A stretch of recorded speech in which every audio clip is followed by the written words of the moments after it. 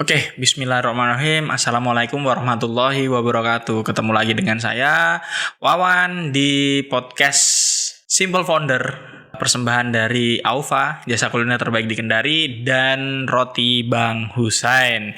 Enaknya rame-rame. Hari ini masih dalam rangka rentetan tantangan 30 hari bersuara, dan hari ini saya mau ngomong mengenai di persimpangan. Tadi pagi itu saya barusan selesai nonton drama Korea judulnya Startup. Drama Korea yang lagi happening banget di Netflix, di Instagram. Tentu saja nggak ngomongin itu dong. Ngomonginnya itu mengenai bisnis. Mengenai bisnis dan kalau kita ada di persimpangan. Nah, persimpangan itu apa sih?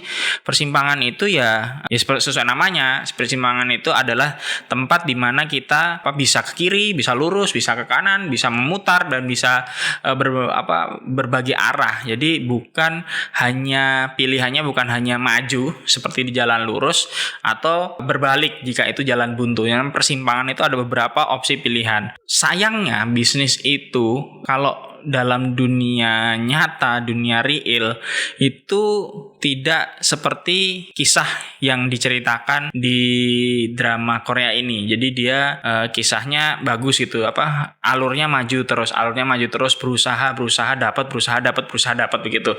Layaknya drama, jadi agak bisa diprediksi. Dalam dunia real, bisnis itu ketika kita menjalankannya itu kita akan banyak menemui persimpangan. Persimpangan itu bukan hanya sekedar ngomongin core bisnisnya. Misal katakanlah saya sekarang bisnis kuliner, ternyata nggak bagus. Apakah saya harus selesai bisnis kuliner atau kemudian ganti bisnis lain? Persimpangan yang saya maksudkan dalam podcast ini itu adalah persimpangan yang spektrumnya luas. Jadi bukan hanya sekedar mengenai core bisnis, apa kita berhenti atau tidak, atau berganti arah atau tidak, tapi mulai dari hal-hal yang simple. Katakanlah kalau ngomongin di Aufa itu mulai dari pemasok lah, supplier gitu. Kadang kita juga seperti ada di persimpangan. Kalau misal katakanlah ada supplier baru, harganya lebih bagus, terus bisa mengantarnya lebih reguler, tapi supplier lama sudah berhubungan baik sama kita. Bukan berarti kita tidak setia, tapi ya kalau pilihannya seperti itu untuk UMKM ya jadi dilema gitu, apakah masih pakai yang lama atau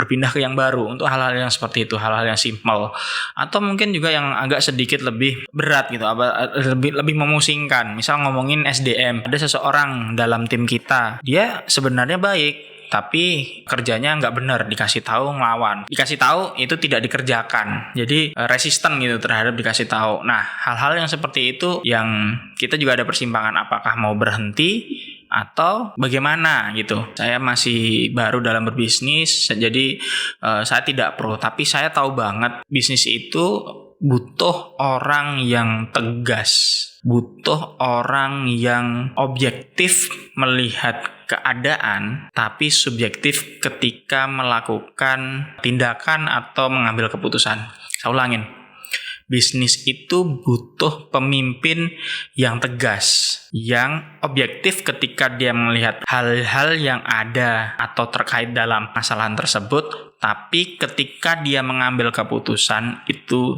subjektif. Apa maksudnya? Ya, benar, ketika dia mengambil data atau mengambil pertimbangan untuk mengambil keputusan, dia akan mengambil dari banyak sisi. Jadi objektif gitu dia mengambil data. Tapi ketika dia mengambil keputusan, dia harusnya itu subjektif. Apa maksud yang saya maksud dengan subjektif? Ya udah, sesuai dengan apa yang dia yakini, apa yang dia percaya. Ketika ada orang merasa keputusanmu nggak bener, ya no problem, it's okay terhadap pendapat itu. Karena ya sekali lagi, kalau pemimpin itu terlalu banyak mementingkan pendapat orang atau berusaha untuk menyenangkan semua orang, ya nggak bakalan maju. Saya suka banget quote seperti ini. Kalau mobil atau kendaraan atau motor itu ada di gigi netral, ya nggak maju-maju. Seperti itu juga bisnis. Terima kasih udah mendengarkan podcast kali ini. Wabillahi taufiq wal hidayah. Wassalamualaikum warahmatullahi wabarakatuh.